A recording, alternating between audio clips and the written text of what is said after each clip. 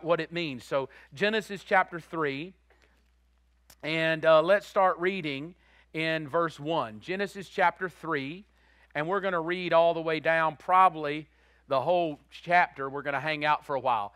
Now the serpent was more cunning than any beast of the field. So this is talking about the devil. And he says any beast of the field. But let me pick the word cunning, all right? Because this is something that's going to be very understanding of what the blood actually does for us. This word cunning has several varying meanings to it. Crafty, subtle, deceptive. The best word I can give you is it's like a card trick. It's a sleight of hand. So it says, now the serpent did a little hand trick, a sleight of hand. The hand was quicker than the eye. That's what the card trick would say. The hand was quicker than the eye. I did a card trick and you didn't even see it. But literally when it picks the word cunning, what it's going to tell you is the nature of how the enemy is going to work. Because he's going to move you from the ability of God and to get you to focus on something that is not even remotely connected to the ability of God. And he'll do it in such a smooth way, you will never even know that you've moved into a life of aimless living, because it was so subtle, you don't even know you're living aimlessly. And now, as a saved Christian, you are moving through life not even knowing that the life you're living is subpar where you should be living. Because in a very subtle way, the enemy has beguiled me. I'll pick that word. He's tricked me. He has beguiled me into thinking that I am just subject to everything the world throws at me, and I might as well just deal with it. You couldn't even expect to live beyond it. You mean to tell me it's possible to live on this planet and never be sick? You mean it's possible to live on this planet and never have lack? You mean it's possible to live on this planet and never struggle with fear? That's a possibility.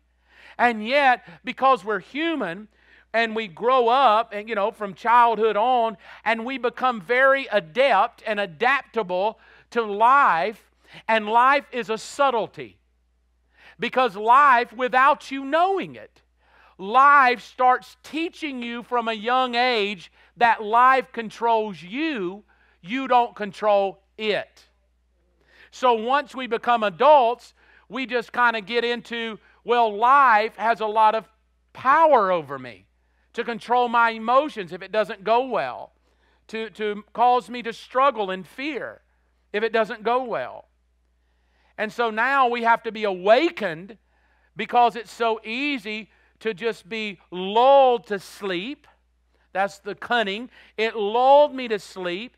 It got me looking, as we said last week, it got me making wrong decisions off of perceptions rather than truth.